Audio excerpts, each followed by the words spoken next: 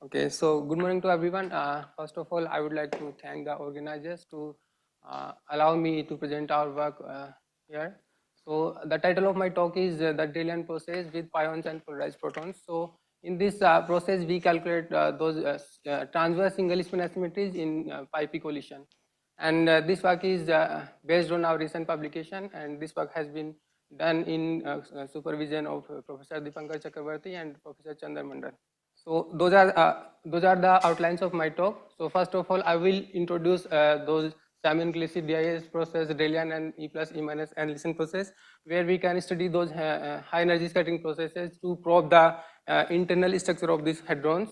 Then I will discuss about this light front QCD. So this light front QCD is a powerful tool to study those high energy scattering processes in the light front formalism. Then I will show that how can we calculate those TMDs, TMD PDS from this within this light front formalism. Then I will show that by which this light front quark diquark model using this model, and we can calculate those TMDs and for this proton, whereas the pion TMDs can be calculated by using this light front holographic QCD. Then I will show those the calculation of the TO TMDs, that how can we probe those distributions by using this initial and final state interactions. And since we will I will show the comparison of those model prediction asymmetries with the compass data. So we have to evolve our model distributions till this compass energy scale. And then finally I will conclude my talk. So, so basically there are three processes to describe the scattering processes. First one is the semi-inclusive DIS process, where this electron and proton scatters and they form this outgoing hadron. So this TMD factorization theorem we can break this total semi-inclusive DIS cross section by using this TMD factorization theorem in terms of this hard scattering part. So the pictorial of this factorization can be seen from this figure. So this first term is come from the hard scattering part, which is calculable in perturbation theory, where the second term is the TMD of this this target proton, which is a non-perturbative object. So we have to model to probe this TMDs. We have to model those distribution functions, and the third one is the fragmentation functions, which can be which is the TMD fragmentation function of this produced hadron. The second process is the Drell-Yan process, where those two hadrons collide to each other. They form a dilepton production. So this total scattering and differential cross section can be factorized in terms of this hard scattering part, and then those TMD PDFs from this both the incoming hadrons like HA and HB. And the third process is this E plus E minus annihilation process, where this they form a dihedron production in the final state. And this by using this TMD factorization theorem, this cross section can be factorized in terms of this hard scattering part and this fragmentation function for both outgoing hadrons. And here I will use only this Drell-Yan process to calculate those asymmetries. So this Drell-Yan process gives the important information about the internal structure of hadrons. So basically there are the analysis of those asymmetries has been done in this 2017 this compass experiment, compass collaborations, and recently they released this final compass results for this Drell-Yan process. Now, since the TMDs are the more informative than those PDFs, because they are non-perturbative in nature, so those TMDs depends on the longitudinal momentum fraction x, as well as the transverse momenta of these partons. So at leading twist there are two pion TMDs. One is the unpolarized TMD, and the another one is the pion Bohr-Muller function. Whereas for the proton there are 8 proton TMDs. Out of them 6 are time reversally even and 2 are time reversally odd. So depending on the quark polarization and the nucleon polarizations, we can decompose those TMD structure, TMD PDFs. The first one is the unpolarized TMD, which can be calculated, which gives the distribution of unpolarized quark inside the unpolarized nucleon. And this one is the helicity, which gives the longitudinally polarized quarks inside the longitudinally polarized proton. And the third one is the transversity, which gives the transversely polarized distribution of this quarks inside the transversely polarized target or proton. And there are another interesting distribution functions, which is the Sieverts TMD, which gives this Sieverts effect, which gives the distribution of unpolarized quarks inside the transversely polarized nucleon. And this another one is this proton Bohr-Muller function, which gives the distribution of transversely polarized quarks inside the unpolarized nucleon. And this Wormgier L and Wormgier T, and this Prisulosity. So from this phenomenological side, there those TMDs like unpolarized TMD for this proton as well as for this pion, and this Sieverts TMD, I mean, they are known from this phenomenology side and theoretical side well, but there this pion Bohr-Muller function and those like H1L, Wormgier, those TMDs are not well studied from this phenomenological side yet. So now I will discuss this light front QCD. So the light front QCD is a ab initio approach to calculate these strongly interacting bound state systems, and which gives that those distribution functions, and it manifests this Lorentz symmetry, as well as it separates the longitudinal as well as the transverse components. And those light front coordinates can be written like x plus, x minus, and x pop, where x plus is the this longitudinal momentum fraction, this time, light front time, and x minus is the longitudinal spatial variable, whereas those x pop are the transverse variable. Similarly, one can decompose those light front coordinates in the momentum space with k plus, k minus, and k pop. So k plus is the light front longitudinal momentum fraction, longitudinal momentum, and k minus is the light front energy, and k pop are the transverse component of those moment of the active partons. And those energy momentum dissipation relation shows that so the advantage of this formalism is that there is no square root factor in this energy momentum dissipation relations, and this k pop dependence on this energy is looks like non-relativistic relations. And there is no concept of this vacuum. I mean, the expectation value of this vacuum is 0 in this light front formalism. So those TMDs are the function of x as well as the transverse momenta kt. And in the light front formalism, this unintegrated quark correlation function can be written by this. So here this Ps are the outgoing proton state, and this one is the incoming proton state, and psi bar and psi are the quark field operators at two different positions like 0 and g, and this W is the Wilson line which connects those two field points to make this correlator to be gauge invariant. And this gamma here is the Dirac structure. So by implementing these different Dirac structures, we can calculate, we can parameterize those this correlation function in terms of those TMD PDFs.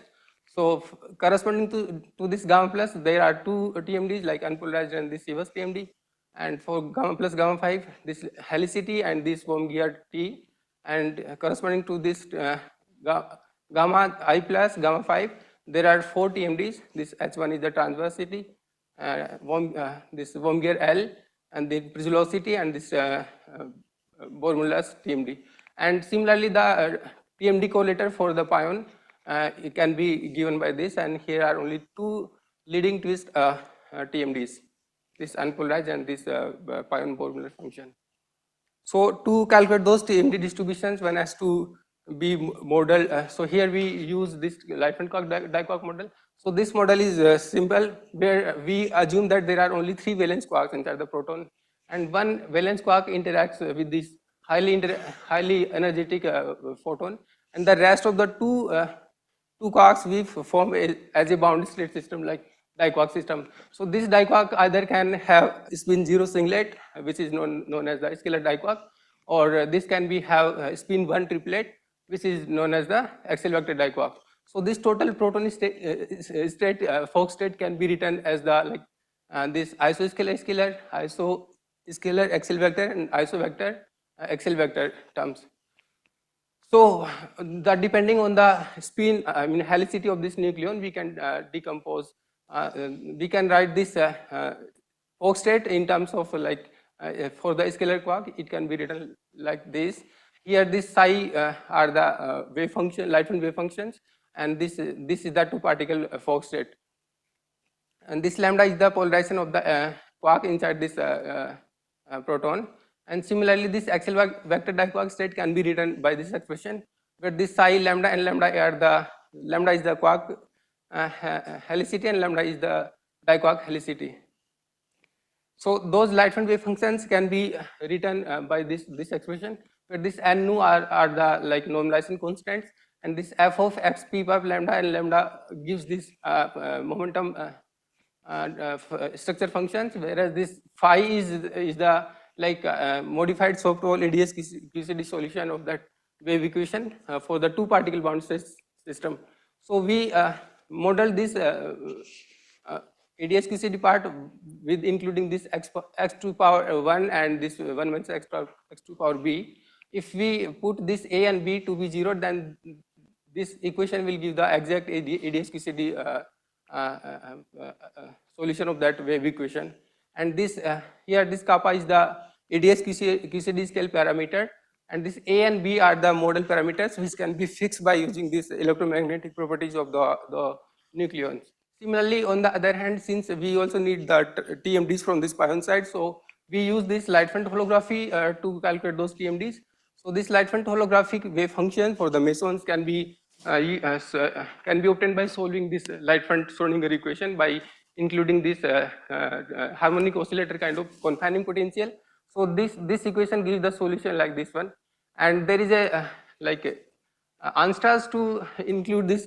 Since there is no light quark masses has been incorporated, so include those light quark masses. One has to transform this transverse momenta like this. From here we can include this light quark masses. So after including the spin part of this quarks h and h bar, this total wave function for this meson state or pion state can be written by this. Okay, so now I will show that how can we calculate those TO TMDs. So as we know that those at leading twist, those TO TMDs vanishes because there is no the Wilson line was gazeling. So to calculate those TO TMDs, one has to be incorporate that Wilson line. So this Wilson line can be included in two ways. First way is the final state interaction, where this outgoing quark emit a gluon, which will interact with this spectators or remnant of this proton. This is known as the final state interactions. Whereas if this gluon will emit from this incoming quark, that will known as the initial state interactions. And in case of the time reverse even TMDs, this Wilson line will be 1, and in case of those TO TMDs, this Wilson line will not be unity. So this Wilson line can be written by the path order of this exponential of this gauge fields. So this Wilson line gives the shows the process dependence, whether it is future point which is known comes in the picture of this semi-inclusive DH processes, whether it is for pass pointing which comes in the picture of this Drell-Yan process. So those Sievers and Bonus TMDs are TO'd, and they have the opposite sign in the semi-inclusive DIS and this Drell-Yan process, which has been confirmed from this analysis from this Hermes and Compost data. Now I will show that how can we incorporate this one gluon exchange. So there are if we consider only this perturbative gluons, then from this figure we can write this propagator like this CF, alpha s and Q pipe squared. So CF is the color factor, alpha s is the strong coupling, and this Q pipe squared is the the momentum transfer through this gluon exchange. So if we plot this rescattering kernel with respect to this momentum transferred, then we can notice that this is diverging for this those perturbative gluons. So who will take care about this non-perturbative things? So this lensing function will take the uh, the will take the information of this non-perturbative gluons. So this rescattering kernel can be written in terms of this lensing function, and this lensing function is calculable in this iconal amplitudes from this quark anti-quark scattering in the by exchanging the non-abelian gluons, SU3 non-abelian gluons. Yeah, so from here we can see that if we go in lower QT region, that this rescattering kernel will be gives the finite value. So this will contains all the soft gluon interactions in this lensing function, and this lensing function connects those first moment of this pion Bohr-Muller functions to this chirally ordered pion GPD. So by using those both perturbative and non-perturbative lens, this scattering kernels, we calculate this Sievert's TMD, and we check this since this is the model independent positivity condition. It has to be satisfied in all kind of models. So we check that this perturbative for the small x region, this perturbative Sievert's TMD violates this positivity condition, whereas this non-perturbative this Sievert's TMD satisfies this positive condition in whole x and k region. So to compare with the lattice data, we calculate this generalized Sievert's shift, which is give the average transverse moment of these protons inside the unpolarized proton. So we can see that this red line with this red band shows the good comparison with the lattice data as compared to this non-perturbative TMD, Sievert's TMD. So now I will show that how can we decompose this differential cross section in this Drell-Yan process. So at leading within the TMD factorization theorem, this leading order differential cross section can be written in terms of six independent structure functions like FUU cos to phi with these modulation factors, and FUL and so on. So those green structure functions are calculable in this Drell-Yan process, whereas those red to one cannot be calculated in the Drell-Yan process. The reason behind is that this FUU contains this convolution of those pion and proton Bohr-Muller functions. So since those Bohr-Muller functions are chirally ordered, so it is difficult to measure those TMDs in this Drell-Yan process. And the second is that this Drell-Yan data is at fixed target experiment, right? So the target is fixed. That is in transversely polarized. That target is not in longitudinally polarized. So this compost cannot measure this FUL. So those structure functions can be written in terms of the convolution of those TMD PDFs, and from here we can see that these TMDs are the convoluted with these weight factors to calculate those structure functions, and those transverse single spin asymmetries can be calculated by taking the ratio of the polarized structure functions to the unpolarized structure function. Okay, so to compare with the Hermes data of our model predictions, we have to evolve our TMDs from our model scales to the final scale. So to do those evolutions, we use these Collin super evolution equations, which can be done in the impact parametry space by taking the Fourier transform of those TMDs in momentum space. So this F tilde is the evolved TMD distribution function in the impact parameter space, and this F tilde, this one is for at the initial scale, and those evolution kernels depends on this perturbative and non-perturbative pseudo form factors. So this perturbative pseudo form factor can be calculated by using this perturbative PCD, and here this A and B are the anomalous dimension. This alpha is the strong coupling constant. So, and we set this initial TMD scale like mu b is twice of e power gamma e over b star, and we choose this b star prescription in such a way that it will satisfy this b max should be satisfied that it has to be within the perturbative region. So, and we did those evolution in the next to logarithmic, next to leading logarithmic accuracy, where this a n can be expanded up to a2, and this bn can be expanded up to b1.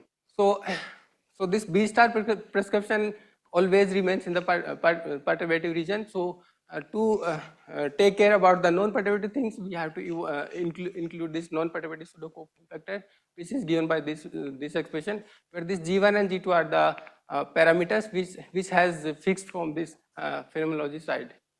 So those structure functions, those 6 structure functions can be written in the impact parameter dependent TMD PDFs, and from here we can calculate those structure functions by using this relation, which contains the convolution of those TMDs in the impact parameter space. So now those are the results. So this sin 2 phi minus phi asymmetry, which can be calculated by taking the convolution of those incoming the Bohr-Muller function of this incoming pion beam, as well as this transversity of the proton target. And this convolution, this asymmetry can be calculated by taking the ratio of those polarized structure function versus unpolarized one. And these structure functions can be written as the convolution of those TMDs. And since this sin 2 phi asymmetry needs the knowledge of this Bohr-Muller functions, which is not parameterizable. So, yeah. And this transversity is more or less known from this phenomenology side.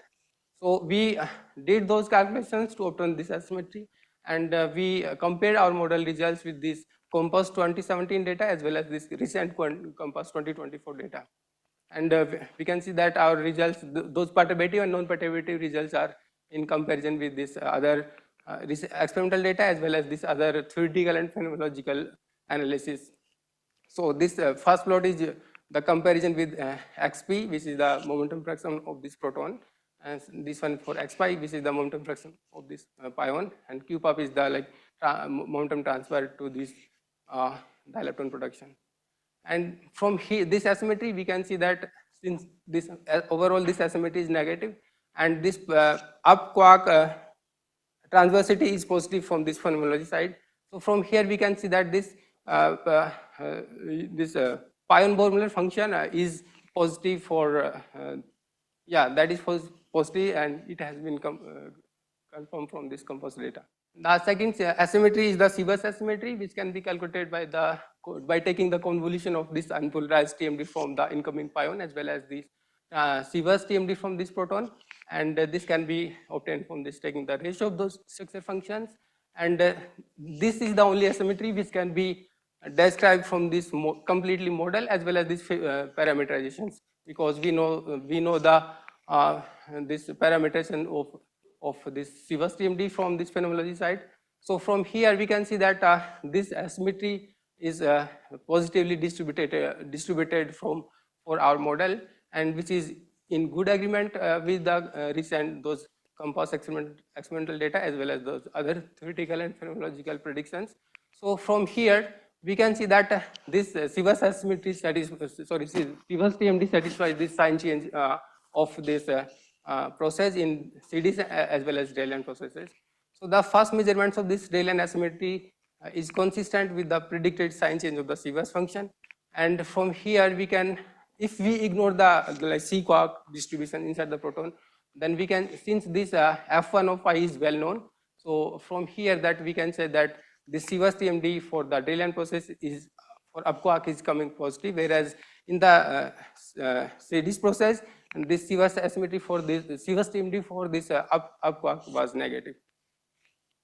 Similarly, we calculate this sin 2 phi plus phi asymmetry, which is the convolution of this pion Bohr-Mullers as well as this velocity TMD of the proton, and this can be calculated by taking the ratio of those structure functions, and those structure functions can be convoluted by those TMDs, and we compare our results with this COMPASS data as well as other theoretical predictions, and we notice that this asymmetry is much smaller as compared to the other asymmetries.